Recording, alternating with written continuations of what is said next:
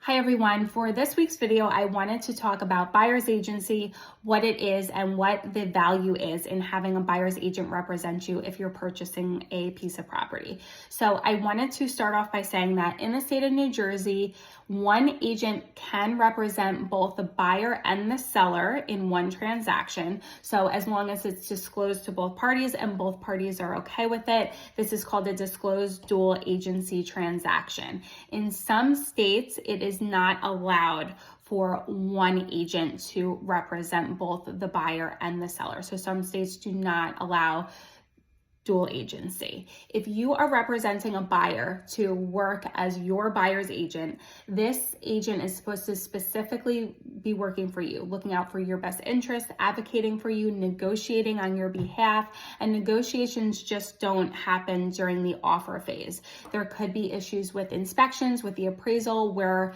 negotiations could come up again. So really this person is going to be advocating and negotiating for you throughout the entire process. Now, in today's market, it's often the case that buyers will go to the listing agent directly because they feel that if they work with the listing agent, they either have a better chance at getting their offer accepted, or they have a better chance at getting a better deal. So when you go directly to a listing agent and now you're in a disclosed dual agency transaction, the listing agent cannot negotiate for either party. So they cannot negotiate for you to get a better deal. They're not supposed to put one party's interest over the others. The agent becomes pretty much just a mediator in the transaction. So when you go directly to a listing agent, you're pretty much giving up your buyer's representation. You don't have true buyer's representation.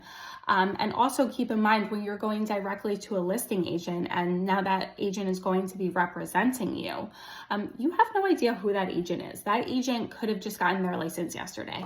That agent could be a part-time agent that they just listed their uncle's house.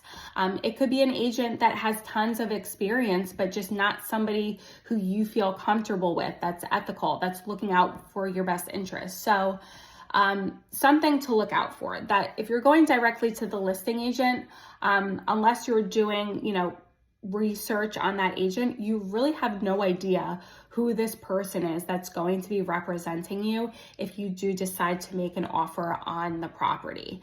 If you look at home sales and compare the listing agent to the selling agent, there is a very, very small percentage chance that both of those agents are the same. So although in theory it may make sense that you have a better chance at getting your offer accepted if you go directly to the listing agent, in reality, there's a very small percentage of sales that the listing agent and the selling agent are the same. If you are working with a professional, experienced, knowledgeable buyer's agent, that buyer's agent has a very good chance of helping you get your offer accepted. When it comes down to it, if there are, in a multiple offer situation, if there are offers that are similar on price and terms, the seller is going to look to the listing agent for advice of, what buyer's agent do you feel would help